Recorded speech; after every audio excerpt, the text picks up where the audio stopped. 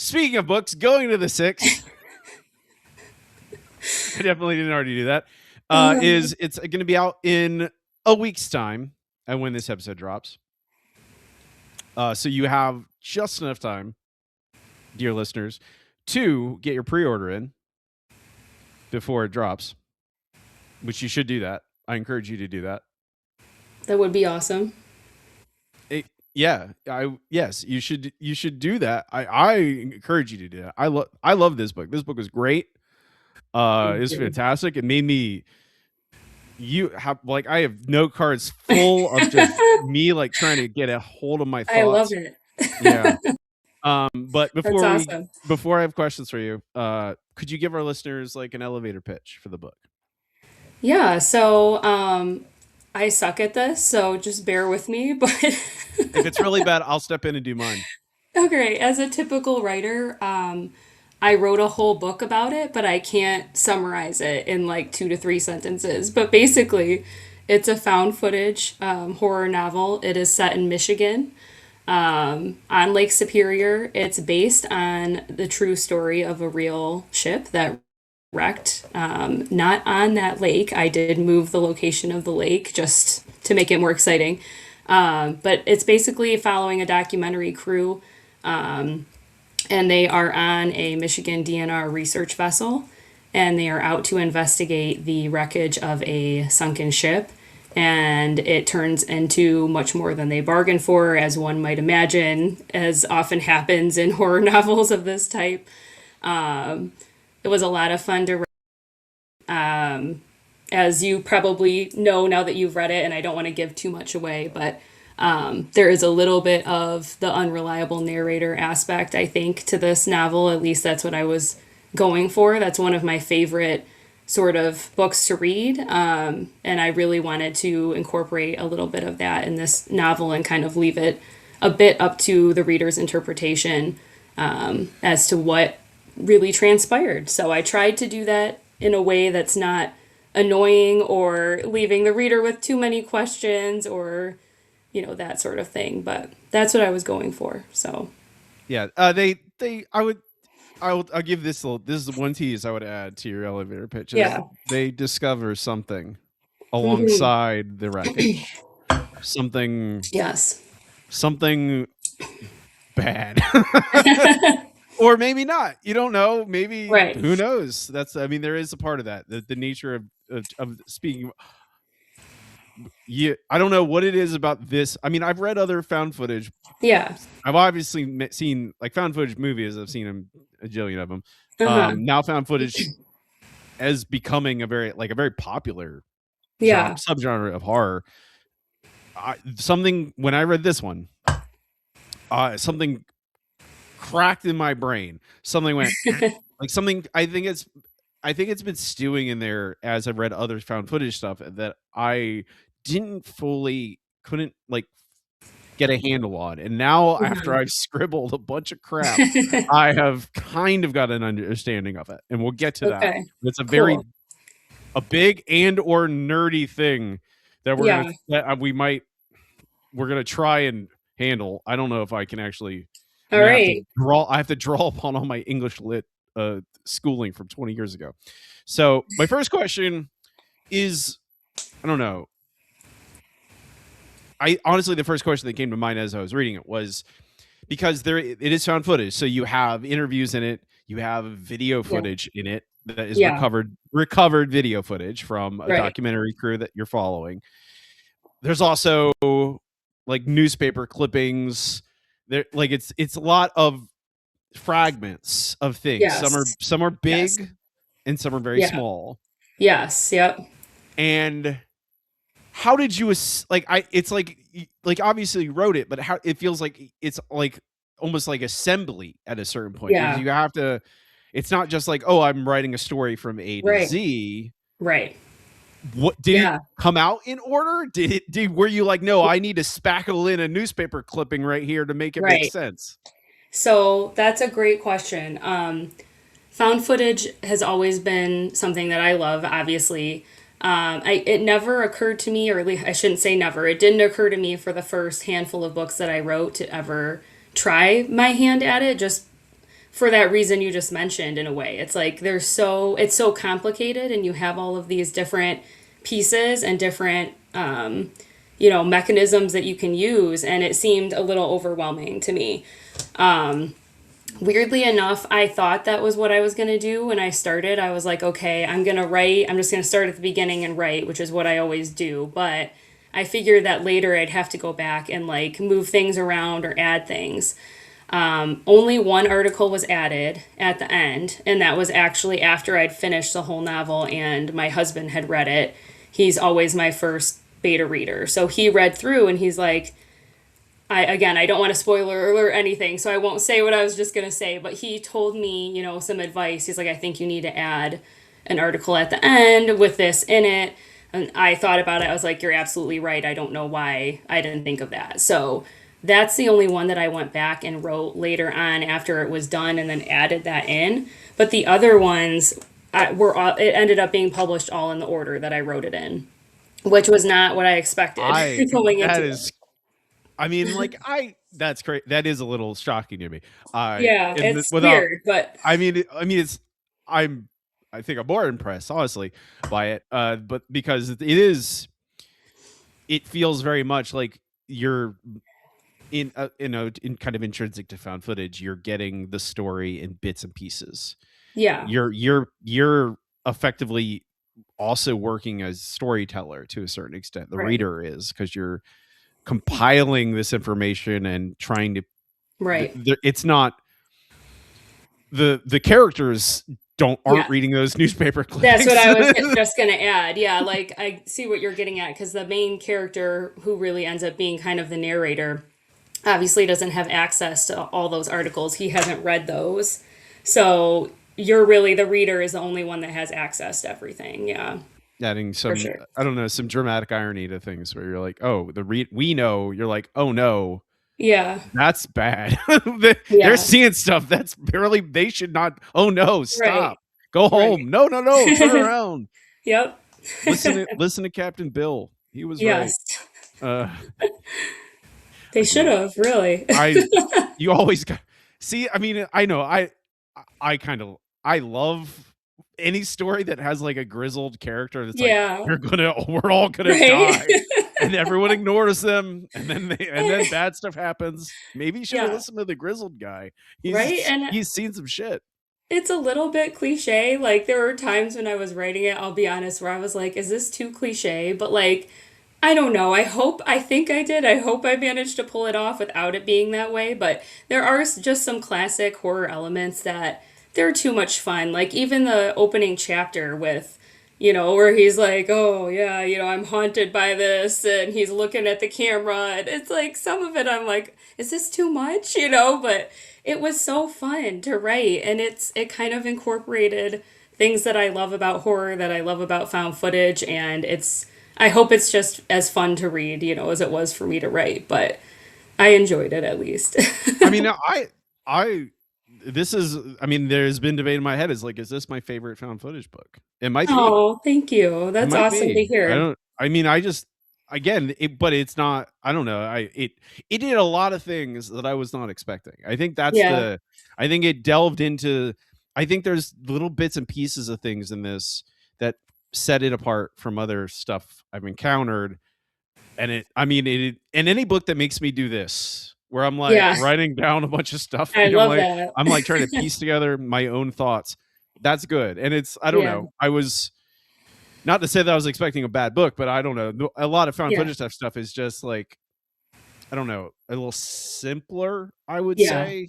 Yeah. Um, and speaking of, okay, so this is the last question. Well, maybe not the last question before I delve into the madness, but uh, I think that a challenge I think that arises in my mind is you have this distance from your characters Yeah. intrinsically because you're reporting to a certain extent. You're like, here's footage. And like, Right. yes, and Yep. you can't, Yeah. there's limited access to interiority. Mm-hmm. Was that a Yes. challenge? How did you get around that? So that's a good question. In a way, it's a challenge, but I feel like over time, the more writing that I've done, what I've realized, at least about myself, and I think in general with books that I read and I enjoy also, is almost like the less that your character tells us, the better. You know what I mean? Like, I mean, that can go along with show and don't tell too. But you also just, sometimes you're reading a book that you love, but it's pages and pages of the character talking about how they feel. And sometimes that's necessary, right? Like it depends Depends on the on book, what you're yeah. going for and depends on the book, yeah. But I wanted to avoid that, and not that the main character, that the narrator, that he never talks about how he feels, he does. But I really tried to show how he felt through his actions and indirectly. And then the great thing, I don't know, that almost is easier about writing the found footage parts, at least for me as I first started. When you're writing the video sections where you're actually describing the found footage, it's all dialogue basically, right? Like Yeah. you've got like a sentence here or there where you're describing, what the camera should be seeing. But you don't have to add in like he turned his head and did this and she sighed, and you can kind of take all those pieces out, like that you get sick of sitting there trying to write and come up with. So The I don't know. blocking and busy work, as they Yes, say yeah, as they say in screenwriting. yes, Even though I do keep that stuff in mind when you're writing a typical like third limited prose yeah, novel. Like what are they yeah, doing with their hands? yeah. Where are they And looking? you've got to use that as dialogue tags and to fill things in, and that's necessary. But and I did some description obviously, but it's kind of nice to like, it's challenging, but it's also nice to just be like completely reliant on the dialogue itself for those sections. So it's Yeah. interesting. I mean, I think there's honestly. I mean, you're right. I mean, I agree that there's a lot. I don't know. It's a thing I probably think about too much about adding, dialogue tags and like Yes, I busy do work too. and things like that. Yeah. Where you're like, I have even in my I haven't I've never maybe I should write a found footage. Maybe I go crazy. I'd love it. But it's like I have cut away so much of that as I've written more and more, and I'm Yeah. not sure. I Yeah. I it's a weird thing where I think it might be better writing, but I don't know if more people like it. Yeah. I think a lot of people want that stuff. They want that Yeah. crutch of like, tell me how to feel. Tell Yeah. me Yeah. specifically what this means. I'm like, Right. That's true.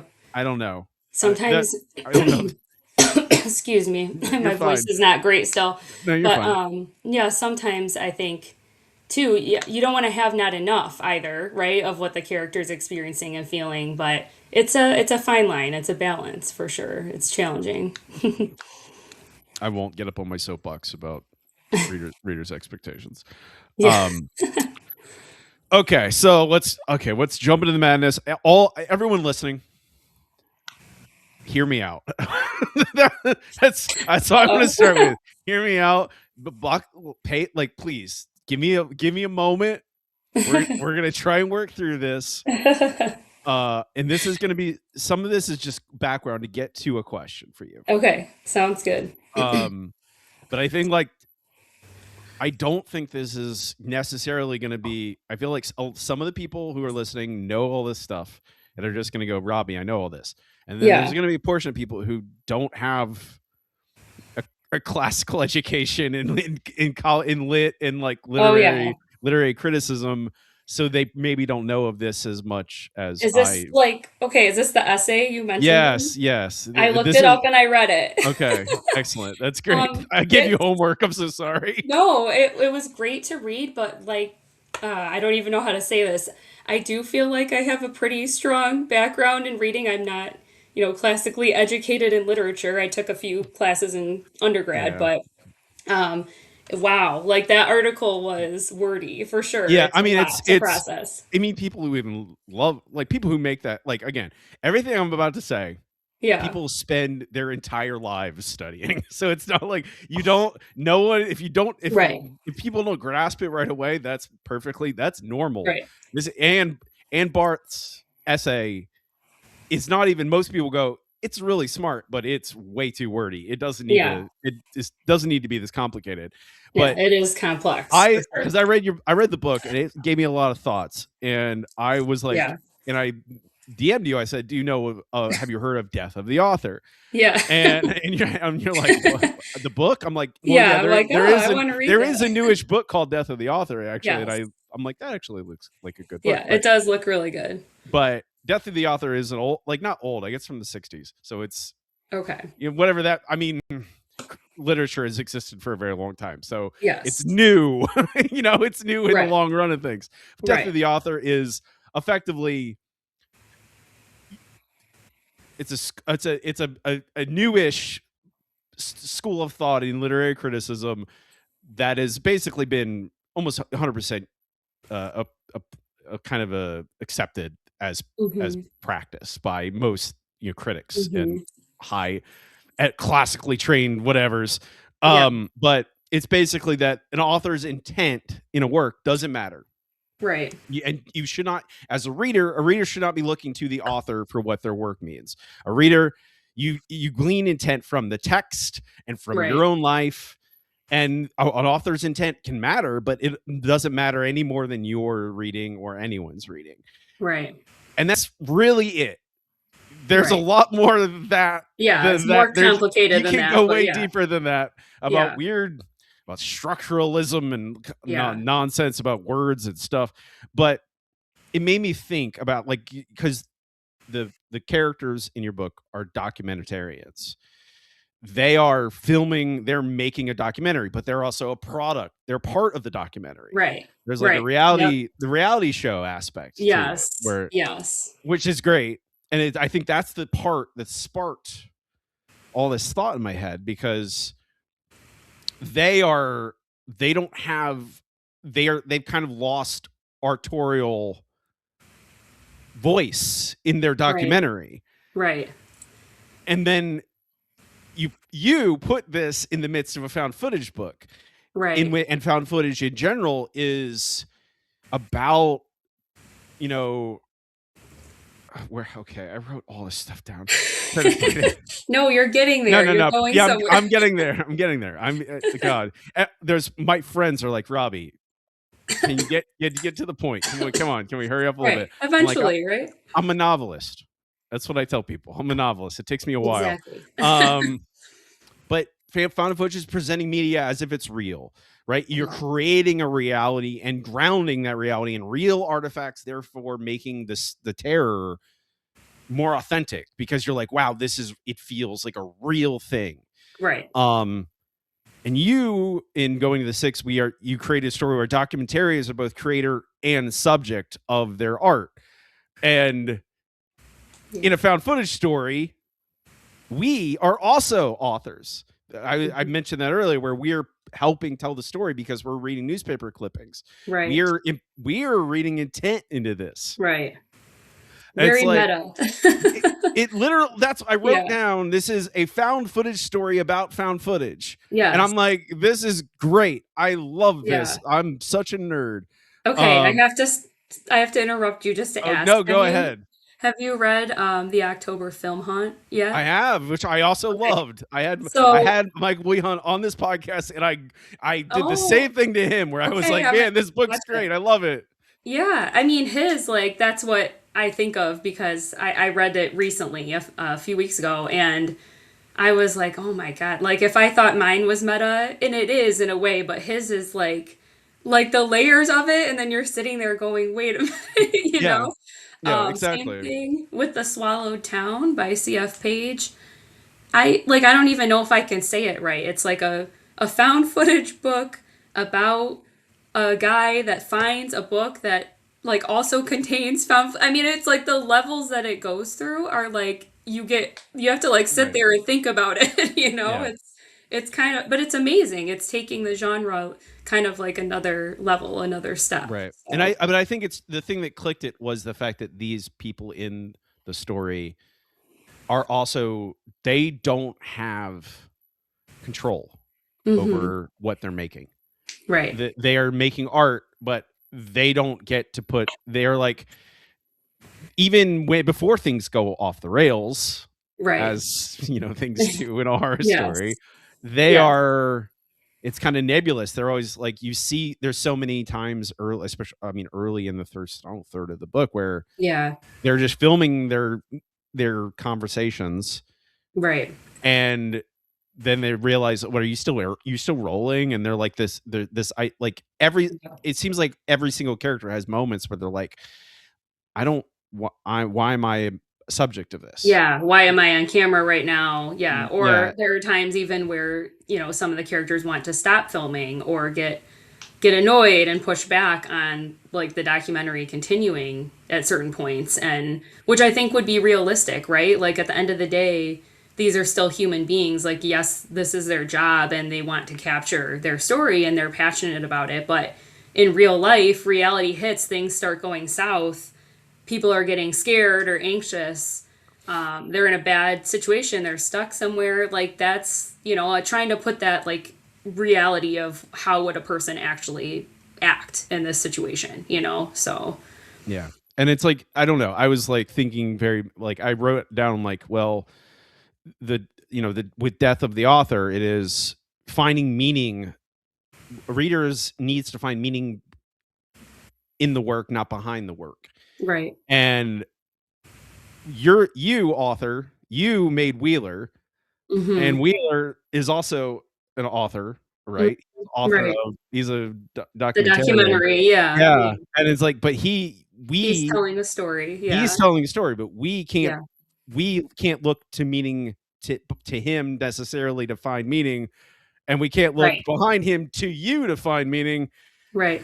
Oh, Right. see, this is what And how much I've been rolling around in this in my head Yeah, for no, days. I love that. And how much do you trust him too, right? And he Right. says, I mean, there's certain lines in the beginning where he's telling you, he doesn't come right out and say it, but he kind of describes what he loves about, you know, directing and making something real and raw. And like you then wonder later, like, how much of it was real coming from him too, I think, in a way, at certain points, because that he wanted to tell this story and have it be meaningful and exciting. And so there's that aspect of it too. Right. And So, it is him. It is that, again, all this is grounded in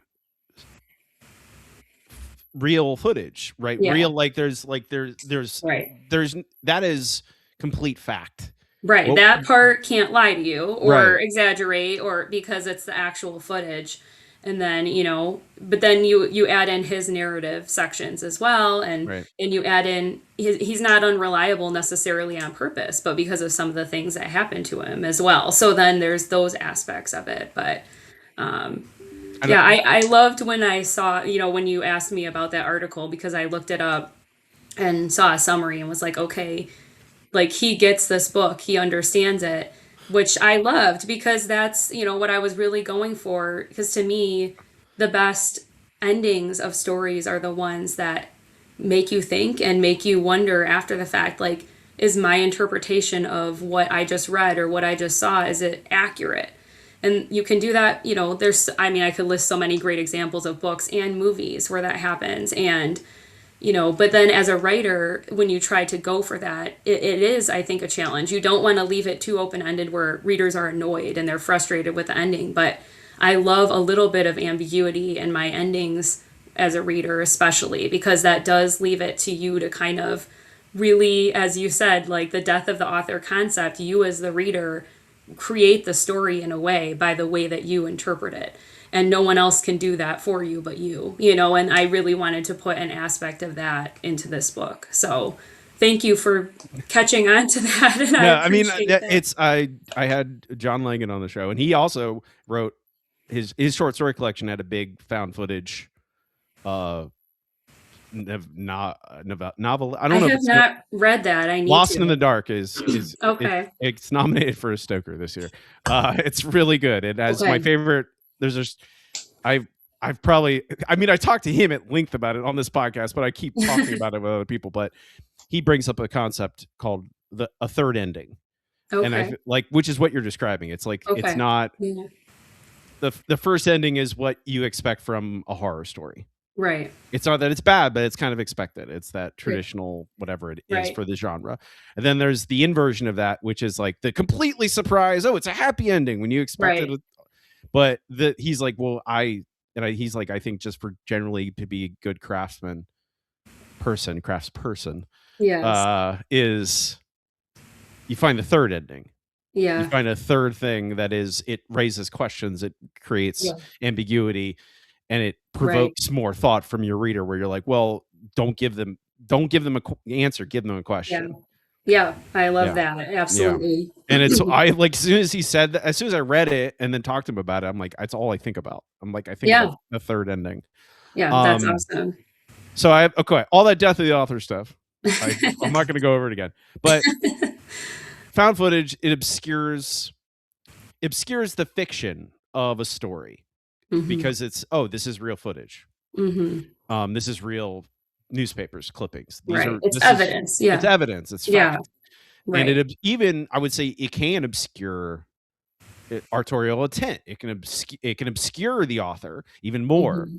So how do you navigate that mechanism as an author when you're making a found footage? Is it how much do you try and imply, like, there is those Yeah. narration, those chapters with with Right. Owen Right. More doing narrative. Yeah. more narrative stuff? How much force do you apply when how like, because you have so little, I guess, room to really Hmm. exert that kind of pressure?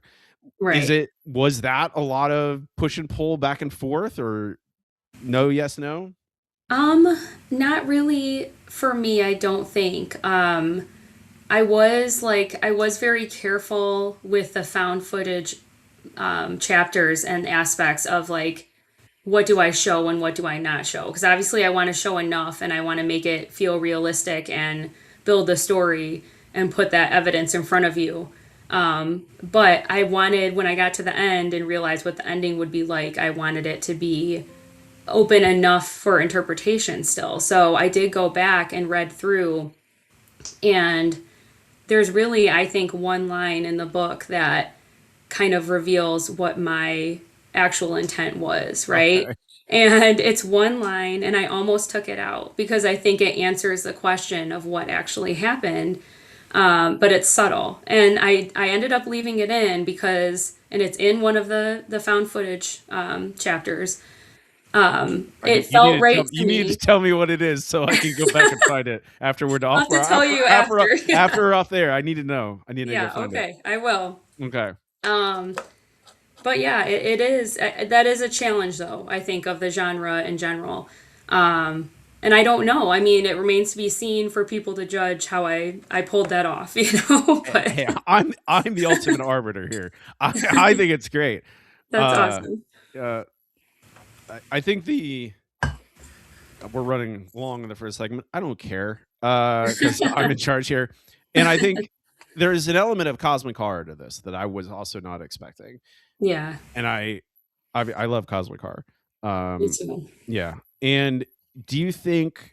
And I think I didn't really also think didn't click into place, but I think obviously you mentioned October Film Haunt has Yeah, elements of it as well, kind of lingering in the background, yeah, which is mostly what it does here, which is, but because it's found footage, it is again a cold presentation of facts. It's like, right, here's horrible thing happens, right, cold, unfeeling, unflinching. Do you think right. that does it feel like a natural lead in to an element of cosmic horror because of that kind of coldness of it? Yeah, I do think so. And I did want to go for something that felt invasive and kind of permeating. And when I'll be honest, when I first started writing the book, because I'm a pantser, I'm not someone that does an outline or plots ahead of time. I will start doing an outline as I'm writing just to keep like my chapters organized and what happens when. But I don't plan ahead when I'm writing. I might know like a vague idea of the ending that I'm trying to get to, and that's it. I didn't know what the thing was going to be in this book, right? Like, there's always a thing. Is it a creature? Is it, what's Mhm. the scary thing in this book? I knew parts of it, but I didn't have the whole thing together. And that happened organically as I was writing it. As I was writing Owen's narrative chapters, I just made that up as I went along. And then the further I went, I started going like, I love this because it's so like I don't even know what the right word is for it, but it's so it's not vague, but it's like what is this thing that he's actually fighting against? And I don't want to give anything away by saying Right. too much, but the reader starts to learn there's like a personal aspect to this for him and his history and his background. And Which I I would argue is the most upsetting thing in the whole book. I was that yeah, oh his God, his grandpa. yeah, Uh I know. yeah, that's I don't my know where that came from. I, my God. It happened I as I was writing it. So, I mean it it is effective. I'll tell you that. oh well, that's good. I mean I got to that again, we won't spoil it, but I got to Yeah, that first scene yeah, where the grandpa says that horrible yeah, thing and yeah, I'm like, yeah. okay. Oh boy. Right. All right. What do we All have right, and to that's I good to know because part of yeah. me was also like the things that he says. I'm like, are these even scary? Like, are people going to read this and go I like, I was okay, like, like, no, I mean I'm a mark. I tell people that I just kind of love I also love cosmic horror. yeah, I love that kind of stuff, but yeah, it worked on me. I was like, that's the stuff that I was like, it yeah, like it's again, it's another layer, right? yeah, You're yeah, layering in yes, and it's again yeah, kind of I talked about this with John Langan, where it's like the dwelling in memory makes mm-hmm, perfect sense in a found footage story because that right, is how right, we retell yeah, things in our head, right? We have these right. memories that He's are, but thinking back. Yeah, our memories yes, are not necessarily as reliable as no. video camera footage. You're right, and that's another aspect to him too, because he's thinking back to his past when he was young, and it's like, okay, how much of his perception of that was accurate of what happened, and what is he remembering everything correctly? And we all know like youth can put that spin on things and change, our perception, and that's definitely a question in this as well.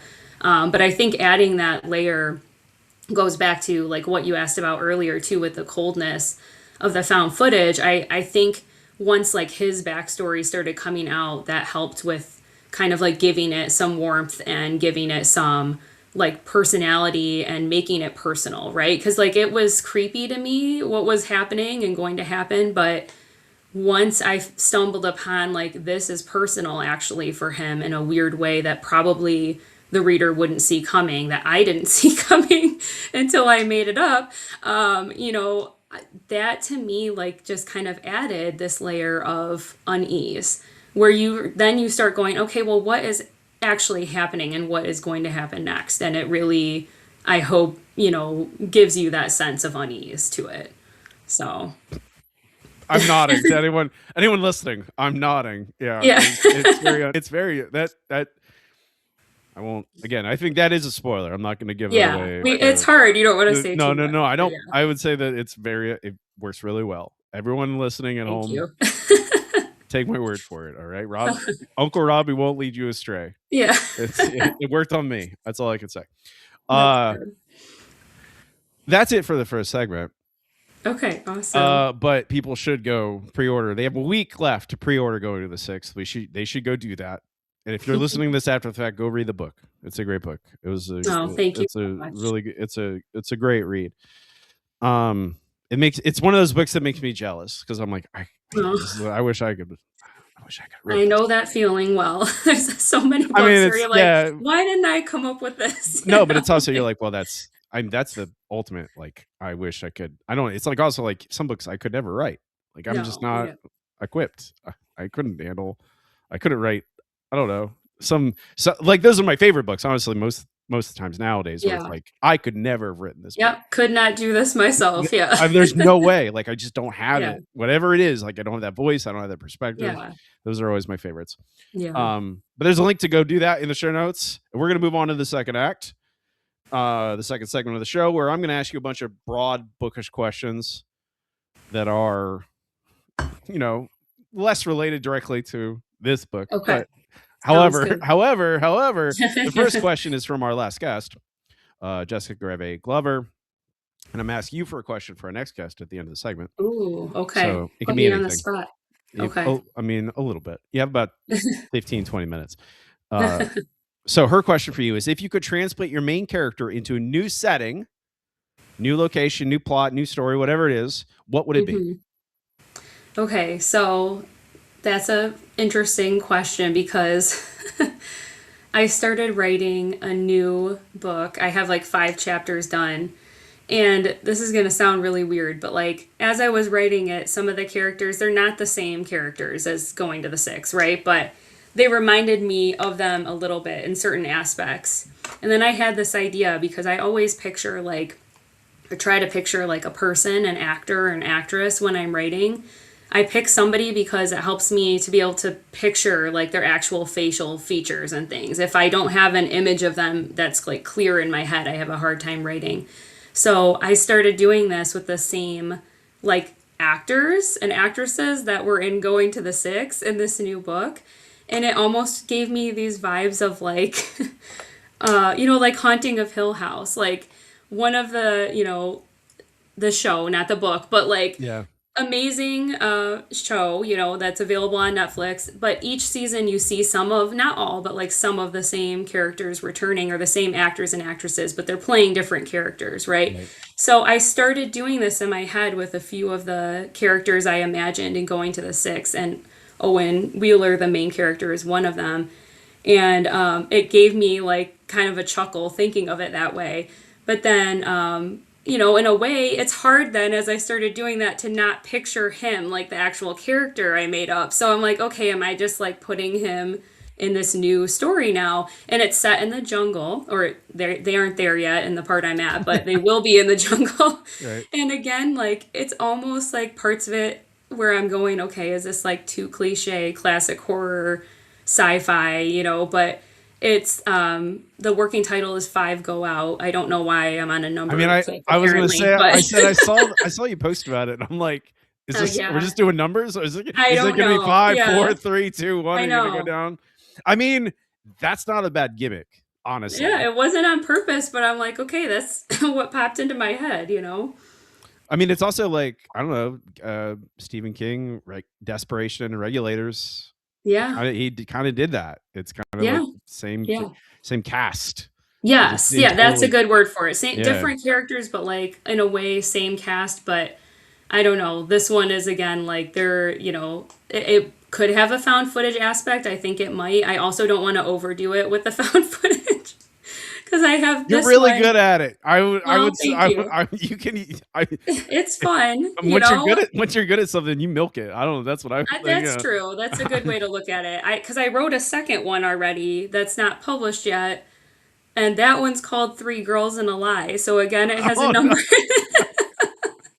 Well, I don't know, but anyway, so that one, that one's more like epistolary, where it's more documents Mitch, and audio I'm recordings. But gonna, I, this is the other thing that I yeah, haven't said about found. The only thing I haven't said about found footage yes, is that epistolaries are kind of like found footage anyway. yes, right. Like Yeah. I think of them as being the same. I mean, like Dracula is your classic, because of the journal entries, Hmm. and I think like in a literary sense that was probably my first introduction to found footage was Dracula, because to me it is footage, it's written footage. I know it's not the same as a video, but I love that aspect of it. And working with a different medium, like there's a whole section in Widow's Point by the Chismers where it's like, okay, there's no there. I'm not going to spoiler alert. This is early on, but there's no video, right? The video Right. cuts out, so it's just audio.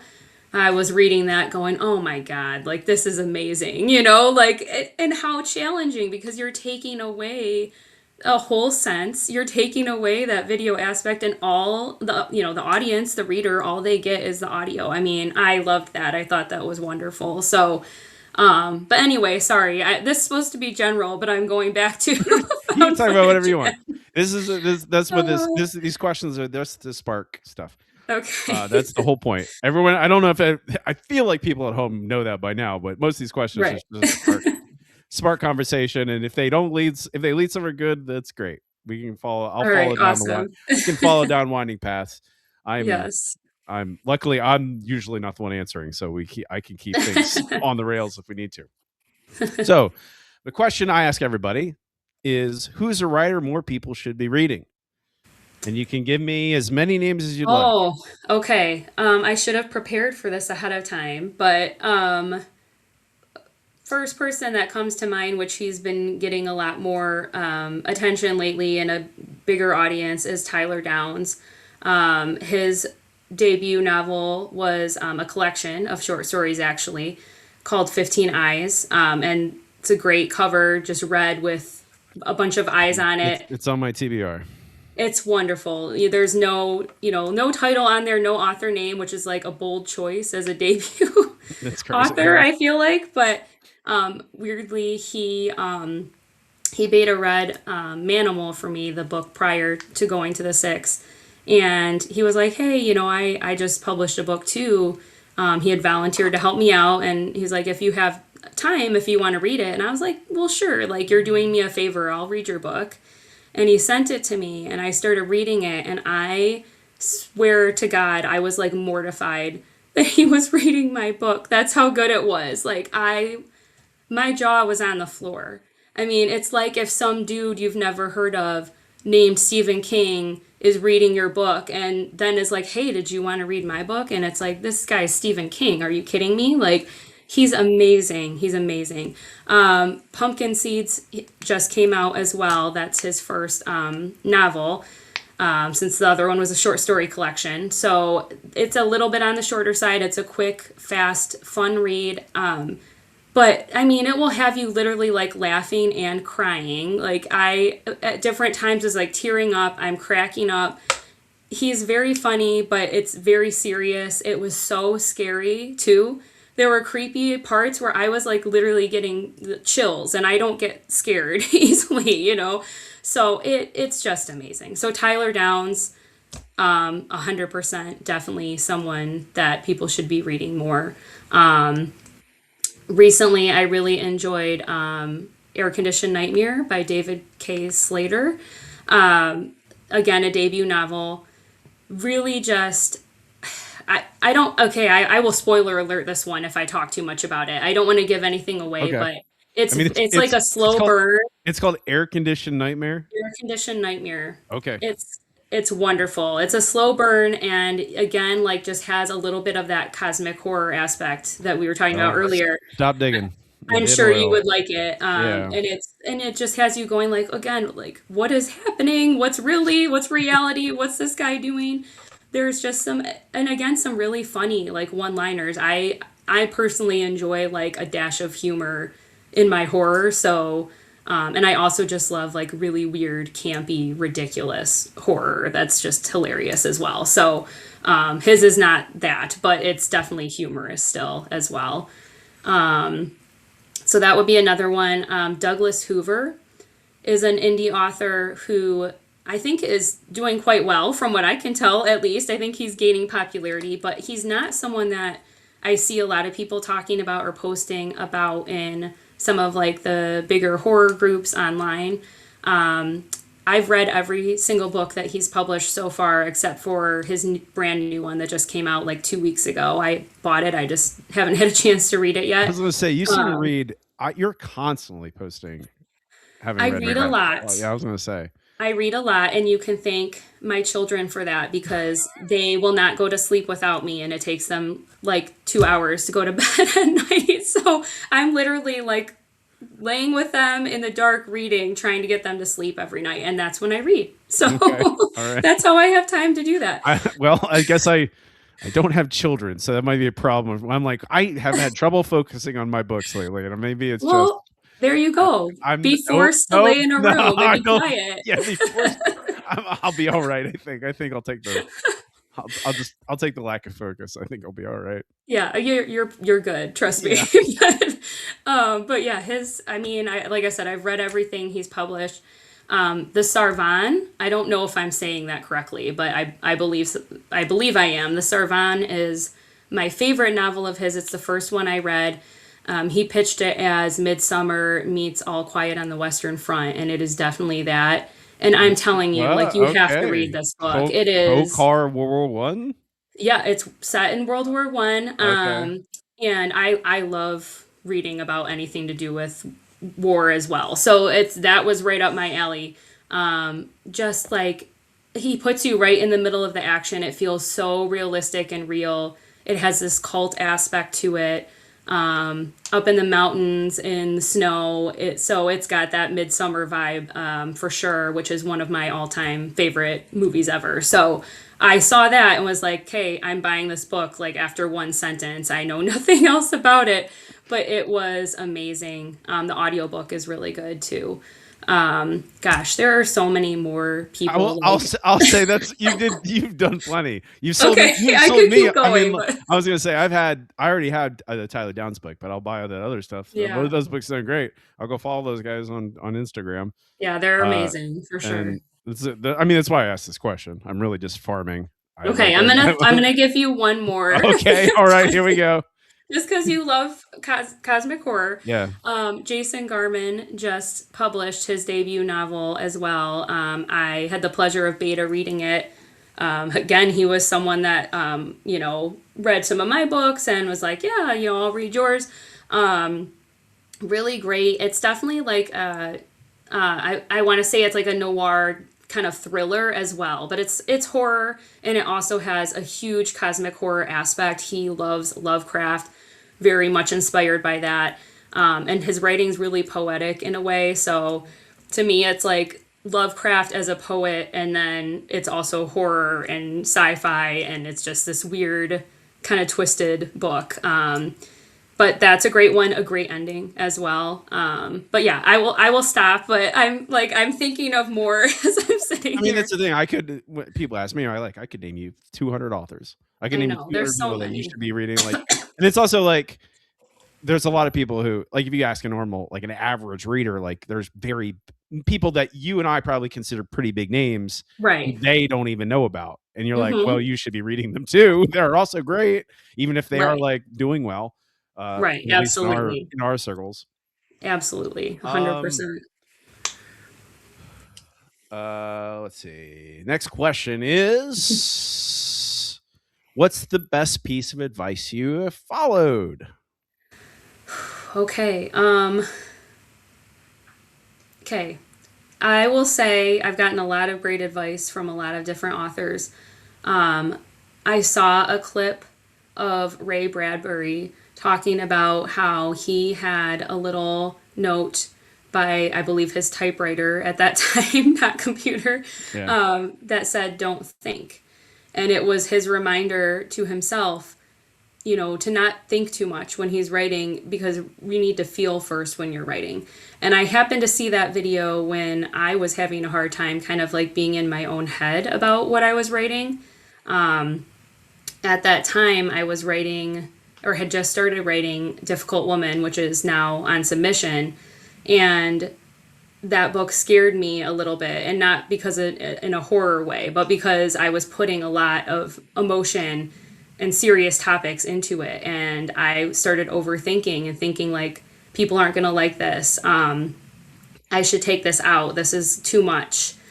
And I kind of saw that video right when I needed it as a reminder to like write what scares you and not think about it too much, and be led by your emotion more in a way versus getting into your own head and worrying about what the reader will think. I've had very little success so far, so I won't say that, but any minimal success I had, then you start going, okay, well, what if people don't like this next book, or they judge you for doing this, or because you said that, and you can get too hung up on worrying about that. And I came out of that phase, but at that time, like that was vital to me, and I did the same thing. I copied him and put a note here on my computer to remind me, like, stop thinking, because I'm not someone that plans ahead when I write. I need to just sit down and write and trust myself to let what comes out that needs to come out, and not be thinking too much about it. So Yeah. One, you're doing great. Uh, two, I 100% agree with you, and Ray Bradbury by extension. yeah, it was his idea Yeah, to be fair. I. It's just that when I give my seminar to beginning writers, like I'm like, stop Yeah. thinking. Yeah. You Stop think too thinking. much. Stop thinking. Yeah. Like even if you I do outline some Yeah. less Yeah. than I used to, but Yeah. it is still like when you are writing, when your Yeah. hands are on a keyboard, Yes. stop thinking as Yep. much. Like You you can't be. obviously you're like, oh well, I need to know. I need like a character. Like, oh, they're gonna do this. And, oh, they're Yes. gonna do that. Yeah. Like that's not what we're talking about. Right. No. Right. Don't question. It's I guess is another way of Yes. saying it. Is stop questioning it. Just Yeah. Don't follow that. overthink. Don't question. Yeah, Yeah. follow that track. Trust your instinct is really Yes. like, and that's the thing because it Yep. is when you're Yeah. actively writing, it's instinctual. It's like Yes, and it needs to be, I think, to be good, and like if you start censoring yourself as you're writing, that's a problem, like yeah. get it all down on paper and then yeah, after the fact you could go back and edit, right? And change things if you really need to. But yeah, getting stuck to where you're just going, oh my gosh, I don't know, or I don't know if I can pull this off. That's another one. I sat down to write going to the six and was like, I can't write found footage. Like, I've never done this before. I don't know how to do this. And got in my head, and it's like, well, just try. Like you've read so much of it. Just sit down and try, and don't be your own worst enemy and stop yourself before you've ever even gotten started. So There's a dog barking on my side of the that's okay. I'm all I hear is my dog. It's just woof, woof, Right. woof, woof over We'll here. we'll So. edit that later. Yeah, it'll be fine. That'll be scrubbed. Yeah. We are running long, so I will just go. What is your Okay. question for the next guest? Oh gosh. Okay. Oh man, I've got to think of one. All right.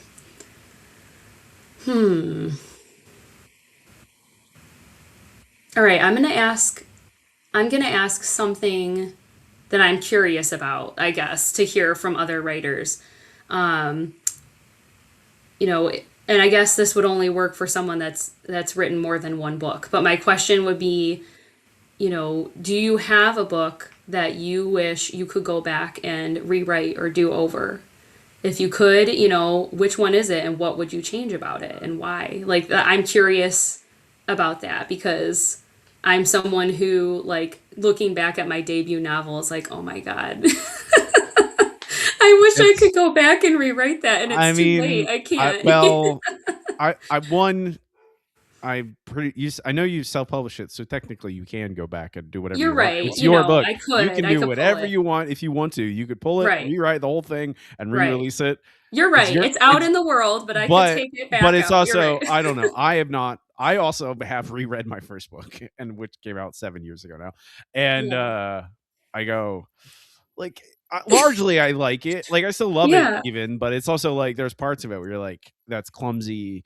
That's Yes. Yeah. yeah. Like I could like I'd Yeah. remove 3 or 4 words from a Yep. bunch of sentences where like Yes.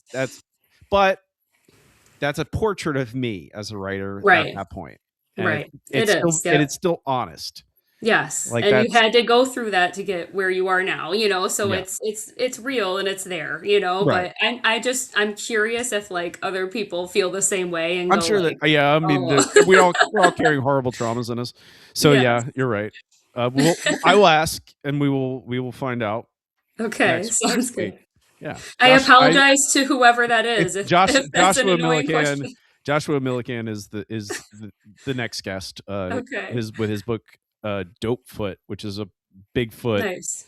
I mean I haven't read it yet. It's literally I'm That gonna sounds read. good. I need to read it this weekend. Is what it's one of my Yeah, it's it on my sounds to-do list. interesting. I mean, yeah, it's a Bigfoot horror book Nice. from Maddox, I believe.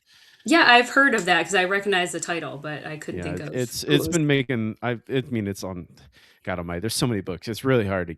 I know. It's hard to keep up. Yes. I do. We all do our best, but it's just really, really difficult. I know. I need a full-time job of just reading at this point because there's I so much yeah, I like want to read. there's not even. It's There's no again. It's time, like I but don't know.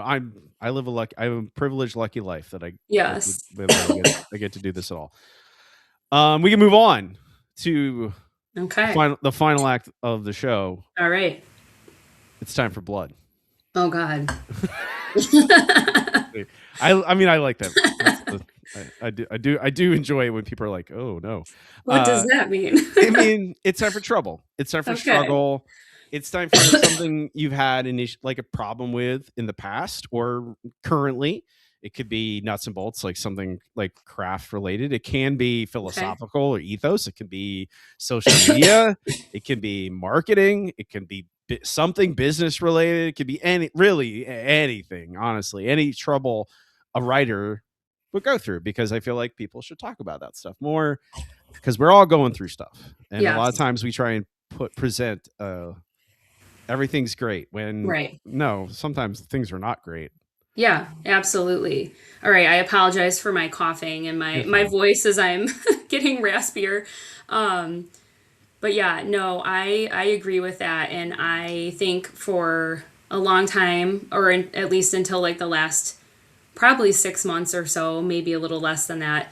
That I was like the same way. Like, okay, I'm putting this good face on social media, but I started deciding to just be like super transparent and not come on social media and dump my life story and everything I'm upset about or anything like that, but to be more transparent about the process of being an author, especially an indie author, and be more open and honest about that. Definitely one of the things I've struggled with the most is just like getting people to read my books. Right, it's like pulling Yeah. teeth. I've gotten super lucky, and this has been a wonderful opportunity for me to have Going to the Six picked up by a publisher. And I'm extremely grateful to the folks at Cemetery Dance that made that happen. Prior to that, and even still now with all my other books, I do not have a good readership. And it's hard because I don't think it's because of the quality of my writing, right? But you sit there and it's really hard to believe that about yourself, even when you know that that's likely true. And I mean, I know you've done your videos about like the demon that comes and talks to you, and tells you how much you suck. Like, I know you know what I'm talking about. Yeah. And we all struggle with that, I think, as writers. And I want to say, like, probably every single one of us, with imposter syndrome and questioning, like, and there's these memes you see as jokes, as a writer, where like the pendulum swinging back and forth between like this is amazing and then like this is god awful, I should Yeah. never write again. And I think we all feel that way. And then when on top of that, the market's saturated, like you said, there's so many good books out there, there's so many amazing authors, and it's really really hard to convince people when you're new, especially and unknown, and no one's ever heard of you or read anything, and you've got quite frankly not a good pen name like I have. That's another regret of mine. That's a mouthful that no one can spell or remember how to type in later. So, new writers, think about that. That's my little advice to you. Like, maybe use a name that people can spell and remember. But when you don't, that doesn't help. But you try everything. You run ads. It's like pulling teeth. And then when people finally read your books, like you're getting 5-star reviews, 4-star reviews, people enjoy your writing, and that fuels you and keeps you going. But I think the hardest part for me has just been feeling like I'm like screaming into the void. You pour yourself onto the page and you give it your all, and it means so much to you, and you just want someone else to see it and understand it, and get where you're coming from. And when you simply can't get anyone to read your books, that's not going to happen, Yeah. and that's the challenge, I think, for a lot of us. So I probably mean, all of us. no, I mean, yeah, I don't think that ever stops. That's Yeah. the thing. Like, no matter No. how famous, no matter how famous or Right. successful, unless you're Stephen King or Joe Hill, I Right. guess, but it's like Right. most, even very famous people that Yes. we consider like, oh, big names, that feeling is Yes. still there, because there's Yeah. always another level to get to, and it's like Yeah. always like, well, I don't no one wants to just stay and be content with wherever they're at. Right. They want to For reach for sure. For for sure. more. I'm like, Yeah. I'm like, I don't know, I am, for an indie horror author, I'm relatively established, and Yeah. I feels like I have readership sometimes, but Yeah. then I have days where I make 77 cents. I And you're know. like, I know. and you're like, I That's was, how I am, like I stopped running ads and it's like, okay, I made 30 cents today. I made $1 or nothing, and yeah, you see those it. nothing days are real hurtful. Those are They real painful are. days. It's Yeah, hard. And you remind yourself like, okay, people, it's a Monday. People are at work, like no yeah, one's reading my book. It's okay, but like it gets to you over time with like the constant rejection. And I think all of that just feeds that imposter syndrome. But I think you're right. I don't know that it ever goes away. I saw Clay McLeod Chaplin is like, again, someone who's very much made it and is very well known and successful and amazing and doing wonderful. And I see him like, posting and saying like, I don't know if people are gonna like this. And you can tell like he means it. He's not doing it for no, attention. He really he absolutely truly feels that way. Yeah, is battling that demon, like imposter syndrome 100%. And I even commented back to him one time and we messaged back and forth and I was like, okay, I'm a little like it's good to know that it's not just me, feeling this way, but I gotta say, like, this is making me realize this is never gonna go away no, because if even you feel that way, then like I at that point, like I have to accept, okay, no matter where my books go, I'm gonna be battling this, I think, the whole time, and it's just one of those things. But I think it's probably just like that because it's art, right? It's subjective and it does contain so much of you and you put so much time and of yourself into it that, that fear of rejection is always going to be there even for someone who's very confident and, can put themselves out there. I think that's always a challenge. So, yeah. There's always, I don't know. It's every day, constantly. yeah. It's always like and it's like again, there is also like the matter of like, yeah, you run ads, and you're like, well, how much Yeah. money do I want to? Yeah. I mean, even if I've run ads successfully in the past, but at a certain Yeah. point, you're like, is this my job?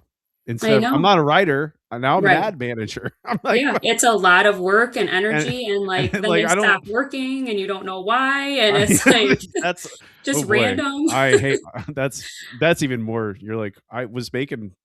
Yeah. I found something. It worked. Oh no, Yeah, no, I thought this not was working. anymore. Not anymore. It stopped. Facebook turned it off. It's also like Yeah, you're just giving money to Mark Zuckerberg, and it I know. I makes you feel hated like a that part villain. of it. Yeah, Even though Facebook, I absolutely. mean, that is what Facebook is. It's a giant commercial machine, and it does a Right. really good job at that. It's Right. really good Yeah. at being and marketing, Yeah. and also destroying our society. Those Yeah, are the in two general. things. The two things it's great at. And I say that having, I understand. I'm active on Instagram. It's owned by the same Right. person. I know. I Right. understand, guys. We all live in a society. I'm sorry that I Yeah. do that. I'm sorry. I can't. No, it's true though. I also have to sell books. It's a that's our job. Yep. It's part of the And job is selling books, not just writing them. Unfortunately, no, uh, and especially when you're new and you just started until you make a name for yourself, like you put your book out there and it would sit there and zero people will read it mhm. unless they know you, Yeah, friends and your family. mom will buy 20 copies, which is Exactly. I mean, my Like, dad did buy my first book. He bought 60 copies of my first book. oh, I mean, that's but it awesome. also like skewed the numbers. I'm like, Dad, I'm not gonna immediately sell a bunch of copies of a book just because it's Right. out there. It's because you juiced it. You Right. spent a bunch of money on it for no Boosted the reason. numbers. Yeah.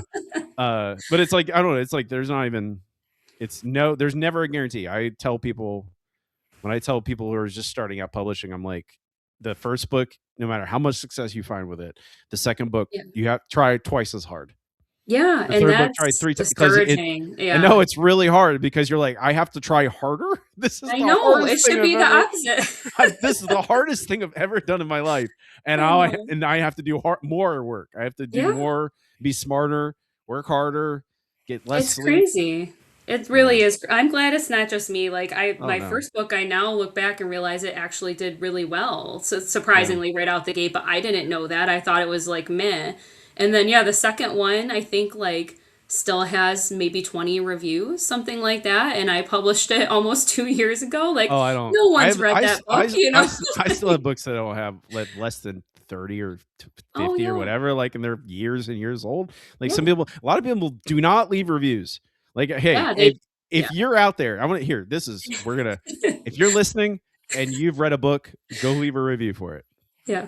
We're Please. Yeah. just even if it's just to rate it. I don't. That's Yep. enough. Give you a stars. Even though Yeah. Take 2 seconds. I hate the star system, but it's well, I Yeah. live and die by it. Unfortunately. Yeah. I'm glad you gave me an excuse to yell as well about all this stuff. Oh, I love when people rant. Just anytime I'm around, feel Well, free. well, you're my new best friend. There we go. I Because love that's it. I mean that's I do a lot of it. I can do it. It's just easy. I can just I think it's all that all the really bad anger that I try and take Well, control but of. Sometimes it comes out.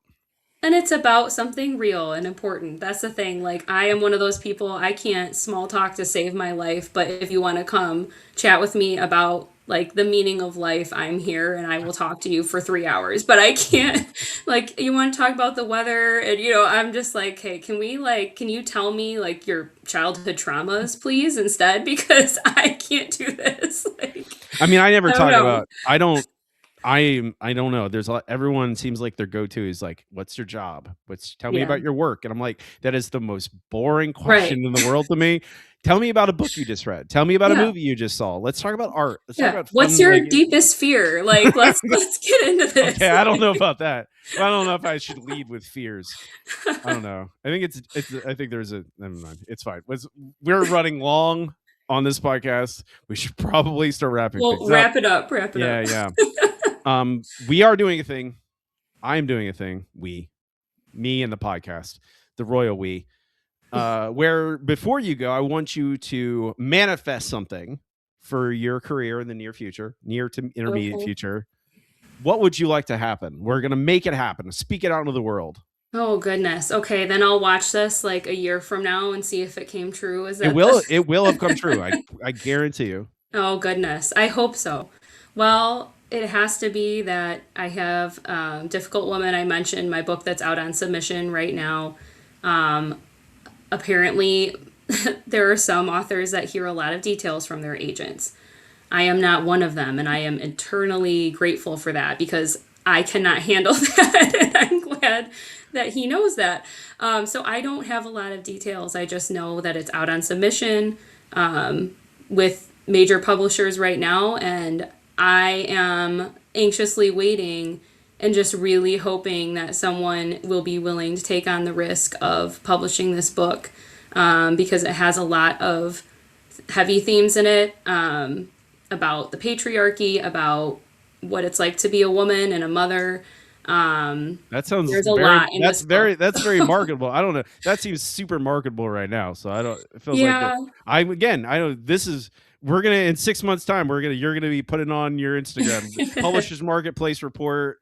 I hope. That we're gonna have that in a 7-figure deal at auction, whatever it is, Yeah, and I mean, everyone's gonna be like, oh, I hope. I remember when she was nobody and now she's a superstar. Oh, well, thank you. I hope someone takes it in any kind of deal because I just want I to see it mean, published, Like I it mean, just, it'll get oh, there. I hope so. It's hard when you have been self-publishing and then you have to sit and wait, like we're used to, like we can just put our book out there when it's ready and it's done and I've moved on to the next one. I But was gonna say, like, we'll start the clock at 24 months from now when the book comes out. right? Like, and the feeling of like sitting on something that you finished that you feel like was really important to you and you really want to share it with people and you can't, until someone else says you can. You have to forget about Um, it, which is it's impossible. hard. Yeah. Yep. Focus on other things, right? Like just keep writing other things. Write another number book is what That's I'll write you're gonna another do. number book. Another number book. So before we Oh, go, now that's gonna happen, now that we've set that clock into motion, yes. eventually it'll tick over. Where can people follow you on the internet, and where would you like them to purchase Going to the Six? Okay. I'm pretty much on every platform, so again, I apologize that my name is terrible. But if you type in Hessenauer into anywhere like Instagram, Facebook, TikTok, I'm on every platform, Threads. And then for Going to the Six right now, while it's up for pre-order, you can snag it for 99 cents on Amazon. So I would direct people there for the ebook just because it's costing you less than $1 right now. The paperback is available to pre-order as well from Cemetery Dance on their website, and it will be up, available in paperback as well eventually on Amazon once it comes out. But yeah, I appreciate anyone willing to take a look and consider reading it. And thank you so much, Robbie, for having me on. This has been so much fun. I will chat with you anytime. And I really appreciate you taking the time to read the book and that you got it and you enjoyed it. That means a lot to me. So thank you. Of course. I try real hard is what I tell people. I try real hard. That's all I do. Thank you, Amanda, for being on the show. I appreciate you. Thanks.